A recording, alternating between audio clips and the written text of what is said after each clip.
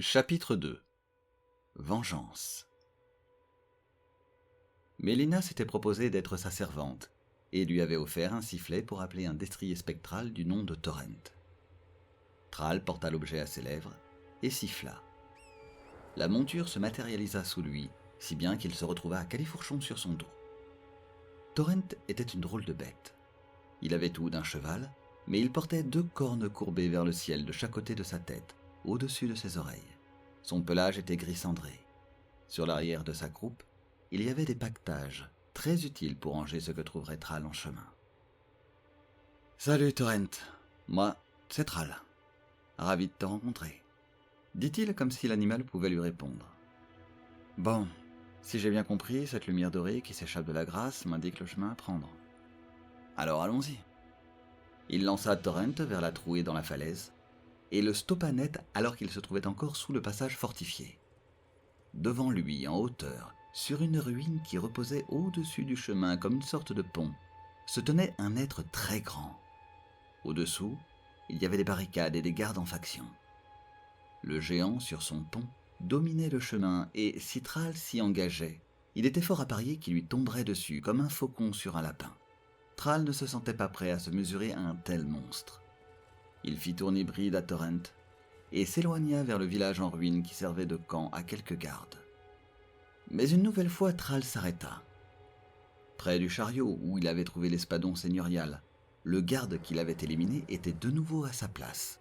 Il mit pied à terre et Torrent s'évapora dans un chatoiement bleuté. Il s'avança vers le garde. Même tunique, même lance, même bouclier. « Je t'ai déjà tué, toi ?» Le garde se tourna vers lui et aussitôt l'attaqua. Thrall s'amusa avec lui. Il avait compris qu'en parant l'attaque au bon moment, il déstabilisait l'adversaire et pouvait enchaîner avec une attaque plus puissante. Ce qu'il fit, et le garde s'écroula terrassé pour la seconde fois. Il entra ensuite dans les ruines de la porte. Il savait que des gardes patrouillaient à l'extérieur du camp, mais celui qui l'intéressait était un garde qui portait sur le côté une longue trompe qui servait à alerter les autres gardes. Il devait s'en défaire avant toute chose. Il attendit, caché dans de hautes herbes, qu'il passe à son niveau, et furtivement se coula dans son dos pour lui porter un coup de hache mortel. Il trouva sur le cadavre des carreaux d'arbalète qu'il rangea, puis il se remit à couvert dans les herbes. Il remarqua alors que juste à côté, il y avait une stèle avec un objet brillant à sa base. Cet objet était une carte de la zone, une carte magique qui affichait les sites seulement visités. Il décida qu'il la consulterait plus tard, et bien lui en prit car un garde caché derrière la stèle se précipitait sur lui. Thrall n'en fit qu'une bouchée. Il fouillait le corps de ce nouveau garde, et ne vit pas un épéiste arriver dans son dos. La lame lui lacéra le dos. Il s'éloigna rapidement, et attendit que l'autre lance une attaque pour prendre son élan, sauter et abattre sa hache sur le bougre qui passa de vie à trépas en 2 coups bien assénés. Thrall se sentait fort, et de plus en plus confiant. Face à lui arrivait maintenant le commandant du camp. Là, ça allait être une autre paire de manches. Mais il le défia, arrogant, et l'attendit de pied ferme. Il savait qu'il se confrontait à un guerrier expérimenté. Celui-ci tenta de l'atteindre de sa lance. Thrall roula sur le côté, puis tenta une attaque sautée. Mais elle fut parée et la lance du commandant le blessa. Thrall esquiva, prit une potion de soin, esquiva de justesse une autre attaque, porta à son tour un coup, mais manqua sa cible. Le commandant frappa dans le vide, puis l'atteignit. Le combat était féroce. Il se rendait coup pour coup. Puis, enfin, Thrall réussit à parer au bon moment, un coup de lance, et à sa suite, fit s'abattre sa hache, fracassant le aume du commandant, qui s'écroula aux pieds du héros. Thrall, glorieux, savourait cette victoire. Autour de lui, les cadavres de ses ennemis gisaient au sol. Thrall s'éloigna du camp et siffla Torrent. Dans le pactage, il prit l'espadon seigneurial pour remplacer sa hache. C'était une belle arme, et maintenant qu'il avait gagné en dextérité, elle lui semblait plus facile à manier. Il fallait qu'il la teste en combat. Au loin, il observa un cavalier barbare. C'était l'occasion rêvée.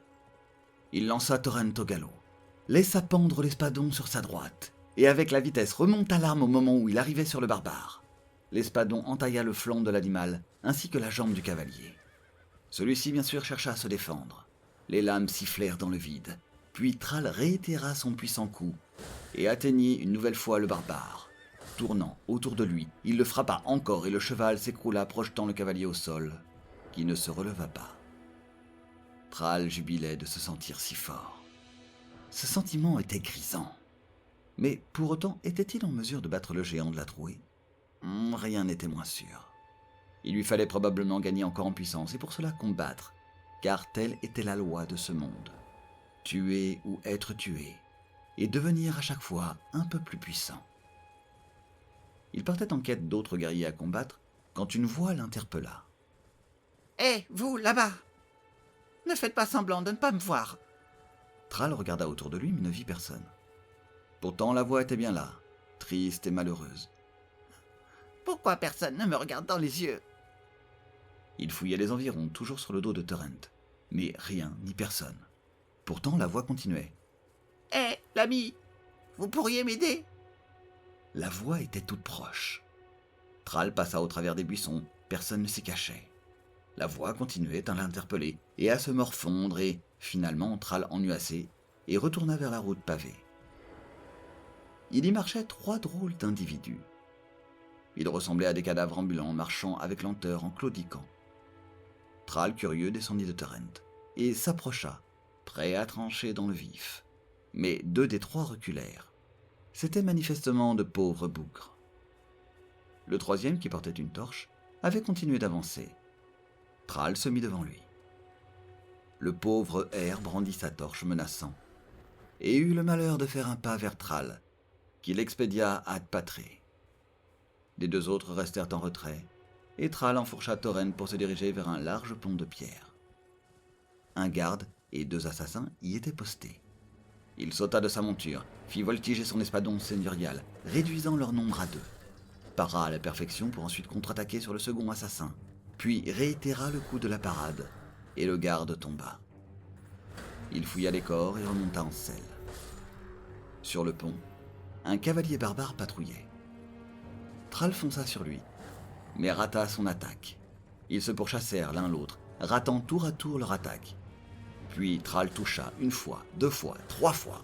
Le barbare tomba au sol et lui envoya son espadon en pleine poitrine, l'envoyant valdinguer plus loin.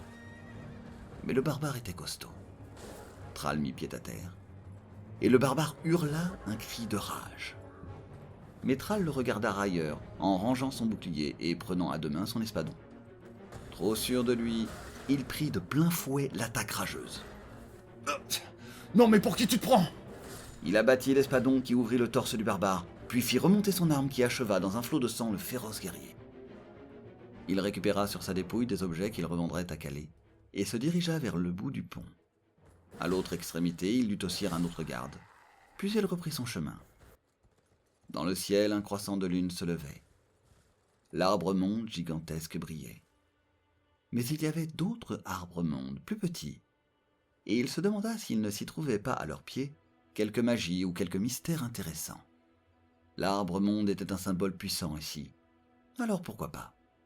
C'est alors qu'il vit avancer un peu plus loin, au niveau d'un coude que faisait le chemin, 2 géants, comme celui de la trouée, et qui tractaient un chariot noir, ce même type de chariot où il avait trouvé son espadon. Était-il possible qu'il y trouvasse un coffre cachant une arme aussi redoutable ? Il s'éloigna du chemin pour observer l'étrange attelage par le côté. 2 pics gigantesques, du même noir que le chariot, transperçaient les géants dans le dos et ressortaient au niveau de leur sternum. Les pics étaient reliés par de lourdes chaînes au chariot. Les géants ne semblaient pas outre mesure gênés par ce pieu qui les transperçait. Ils tiraient leur fardeau avec lenteur, ne faisant pas cas de la présence de Thrall, qui se tenait toutefois à une distance raisonnable d'eux. Les géants étaient nus, leurs muscles saillants contrastaient avec leur teint et une certaine allure cadavérique. Ils émettaient de temps en temps des râles comme venant d'outre-tombe. En l'absence de toute menace, Thrall se dirigea vers l'arrière du chariot. Il s'y trouvait bien un coffre. Il monta sur le marchepied et trouva dans ce coffre une hache, bien meilleure que celle avec laquelle il avait débarqué sur ce monde. Les géants ne s'étaient rendus compte de rien. Ils continuaient de tirer leur fardeau délesté de son trésor. Thrall s'approcha d'eux à pied. Ces géants terrifiants n'étaient aucunement belliqueux. Il siffla Torrent et s'avança au-devant d'eux pour en avoir le cœur net. Effectivement, ils ne firent pas attention à lui. Les géants de ce monde n'étaient a priori pas dangereux donc. Il avait craint celui de la trouée inutilement. Il décida d'y retourner. Il n'aurait qu'à se défaire des gardes postés près de la barricade. Le géant n'était pas une menace. Quelle erreur ne fit-il pas? Le géant était toujours là-haut, vigie d'un autre monde. Thrall enfourcha Torrent et se rua vers les gardes. C'est alors que le géant cria et se laissa tomber du haut du pont pour lui barrer la route. Les gardes tiraient vers lui des carreaux d'arbalète, et le géant, à l'inverse des deux bêtes de somme, avait bel et bien envie de lui faire la peau. Esquivant les flèches qui fusaient dans sa direction, il repassa l'énorme porche avec sa herse levée pour sortir de la trouée. Mais le géant maintenant le poursuivait. Il renvoya Torrent pour faire face au géant cadavérique, dont les muscles se tendaient visibles comme sur un écorché. Le monstre lança son bras gauche à ras du sol et Thrall roula par-dessus et frappa la jambe du géant en se relevant. Il s'éloigna. Un long bras s'élança dans sa direction sans péril. Thrall se rapprocha. Le monstre était lent. Il le frappa. Un pied grisâtre tenta de l'écraser. Thrall esquiva. Il lui tournait autour, cherchant à rester dans son dos et à frapper les membres inférieurs pour le faire choir. Malheureusement, le géant l'atteignit d'un coup de pied et, cherchant à se mettre à distance, il se retrouva à buter contre un mur en ruine. Le géant sauta pour abattre ses poings et il ne put esquiver. Projeté sur le côté, il se releva avec peine et eut juste le temps de prendre une potion de soin. Le monstre frappa dans le vide et Thrall repartit à l'assaut. Son épée sectionna un tendon du genou et le géant s'écroula au sol. Thrall remonta le corps pour venir frapper la tête. Mais le monstre réussit à se relever. Alors le géant porta sa main à une lourde épée ancrée dans les chairs de son dos et la brandit pour frapper le sol. Thrall se rua dans les gigantesques pieds et frappa plusieurs fois. « Tombe, bon sang! Tombe !» Et alors le monstre tomba, et emporté dans son élan, Thrall lui porta un dernier coup fatal. Et comme s'il n'avait jamais existé, le géant disparut. Avec tous ces combats, il avait engrangé une grande quantité de runes d'âme. Fourbu, il s'en alla s'asseoir au site de grâce et fit appel à Mélina pour qu'avec ses runes, elle lui fasse gagner en puissance. C'était la prérogative des servantes, et elle lui avait offert ses services en tant que telle. À la fin du processus, Thrall constata qu'il lui restait encore des runes. Et alors il pensa qu'il pourrait retourner auprès de Calais le marchand pour les dépenser en objets utiles. Ta carte magique te permet de te rendre instantanément à n'importe quel site de grâce déjà découvert. L'informa Mélina avant de se dissiper. Il ouvrit sa carte et choisit l'église en ruine où Calais devait encore se trouver. Et il se sentit aspiré, étiré. Et l'instant d'après, il était au site de grâce de l'église. Cependant, une nuit irréelle, brumeuse, comme sortie d'un songe, avait remplacé le jour. Sur l'un des murs effondrés se tenait assise une jeune femme nimbée d'une aura mystérieuse. « M'accorderiez-vous un instant ?» Thrall s'approcha curieux mais confiant. Pour l'instant, toutes les personnes qui s'étaient adressées à lui de manière intelligible ne lui avaient voulu aucun mal. « Quel plaisir de vous rencontrer, sans éclat. Je suis Rhéna la sorcière. J'ai eu vent d'un sans éclat sillonnant le pays, chevauchant un destrier spectral. Je présume que vous êtes l'objet de ces rumeurs. » Thrall acquiesça. Rhéna avait la beauté d'une poupée de porcelaine. Elle était coiffée d'un large chapeau de sorcière bleu clair, dont les bords cachaient pratiquement son visage. Il constata toutefois qu'elle possédait, tout comme Mélina, un œil fermé par une sorte de cicatrice. Mais c'était l'œil droit, et il crut distinguer brièvement un autre visage évanescent, partageant ce même œil. Mais le chapeau était trop rabattu pour qu'il en fût sûr. « Vous possédez le pouvoir, n'est-ce pas ?» dit-elle en joignant deux de ses 4 mains. « De quel pouvoir parlez-vous » ? ?»« Celui d'invoquer Torrent. »« En effet. » »« Ah, comme je l'espérais. Voyez-vous, j'ai une chose à vous remettre de la part de l'ancien maître de Torrent. » Elle lui tendit alors une cloche de menthe d'esprit et des cendres de loup solitaire. Cette cloche permet de faire appel aux esprits de ceux qui ont préféré être incinérés plutôt que de rallier l'arbre-monde. Ils vous obéiront, mais pour un temps seulement, tandis qu'ils se remémorent les batailles d'antan. Ceci vous appartient. Faites-en bon usage. » Torrent avait donc été le destrier d'un autre. Un autre sans éclat. Que lui était-il arrivé? Thrall comprenait que ce qu'on attendait de lui, d'autres avant lui s'y étaient essayés. Rhéna semblait laisser entendre que le choix existait, qu'il n'était pas obligé de faire ce qu'on attendait de lui. Le cercle d'Elden, l'arbre-monde, Mélina. « Pardonnez-moi, je vois que mes paroles vous troublent. Je doute que nos routes se croisent à nouveau, mais prenez le temps de vous familiariser avec l'Entreterre. » Puis elle sembla se parler à elle-même. Combien de temps encore avant que les sans-éclats se lassent de leur soumission aux augures des Teutoirs? Et tout comme Mélina, elle s'étiola dans un chatoiement bleuté. Et il ne resta plus rien d'elle, si ce n'était une étrange sensation, comme une graine plantée en lui. Une graine de doute. Le doute. Il ne se rappelait pas ce qu'il avait été avant, mais il supposait qu'il était mort et qu'on l'avait fait revenir à la vie pour qu'il accomplisse cette quête du cercle d'Elden. Mais qui, pourquoi, avait-il le choix? Et à qui faire confiance? Varé? Mélina? Rhéna? Tous lui prodiguaient des conseils, mais dans quel but? À quel dessein? Ce dont il était sûr, c'est qu'il voulait comprendre, et par conséquent, faire pendant encore un temps ce qu'on attendait de lui, jusqu'à ce qu'il comprenne. Et alors là, il pourrait choisir en toute conscience. Et ce choix, du moins, était le sien. Il se tourna. Calais le marchand était toujours là, et semblait ne rien avoir vu de cette rencontre avec Rhéna. Thrall lui acheta une longue vue, un pot fissuré magique servant, entre autres, à faire de petites bombes incendiaires, le pot se reformant après utilisation, et enfin le fameux nécessaire de fabrication que lui avait conseillé Calais. Après cela, il s'éloigna de la ruine dans la nuit claire. Des feuilles d'or brillantes voltigeaient, comme le balai gracile de centaines de lucioles. Une brise légère faisait bruisser les feuilles des arbres. Un croissant de lune bleue s'étalait dans ce ciel nocturne d'une poésie sans nom. Thrall y puisa de la sérénité, de la confiance.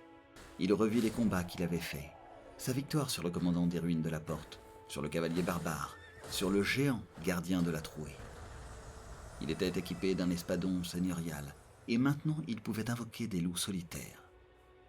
Il était temps de prendre sa revanche sur le gardien de l'arbre-monde, le chevalier doré. Il se porta à sa rencontre. Le chevalier remontait la pente de son inlassable ronde. Il s'arrêta, prenant conscience de Thrall face à lui.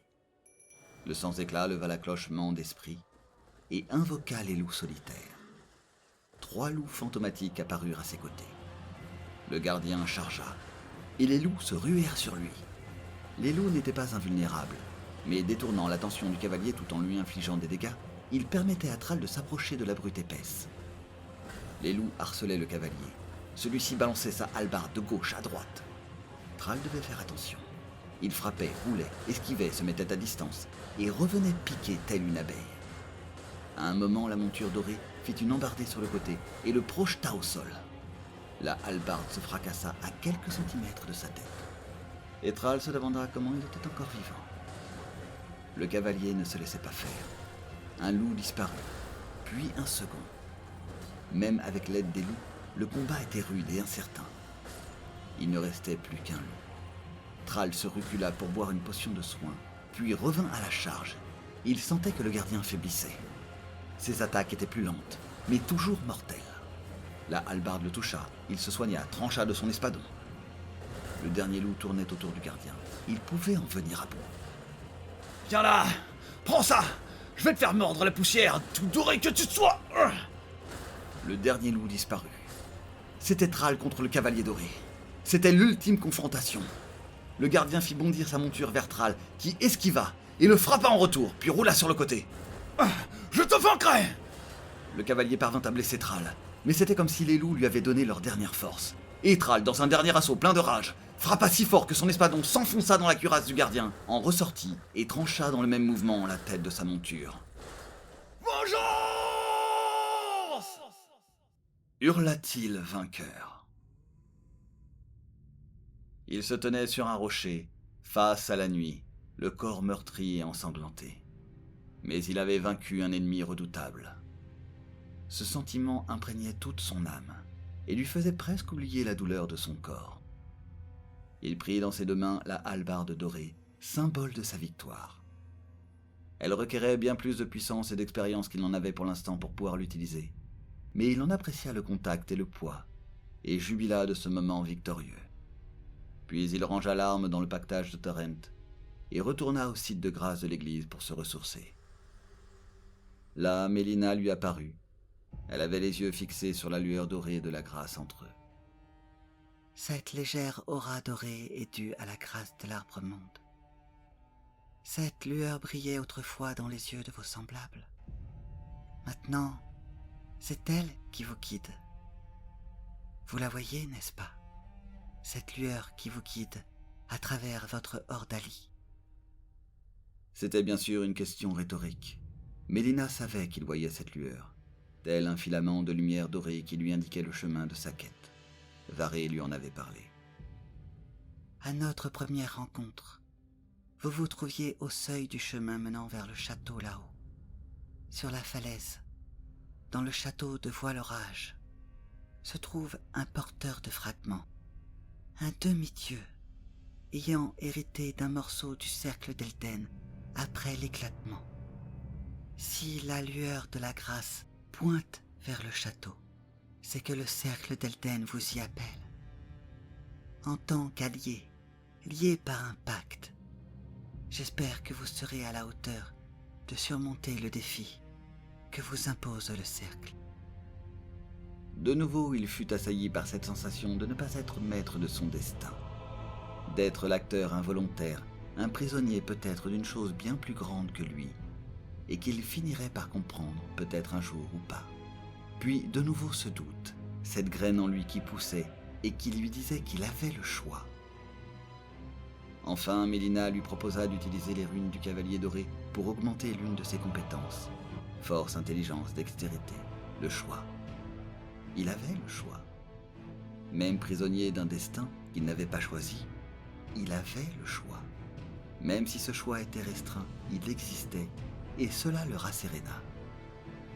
Mélina s'évapora comme à son habitude, comme Rena l'avait fait aussi. Et Thrall pensa à sa quête, au château de Voile-Orage, et au demi-dieu qui l'y attendait. Son véritable premier défi.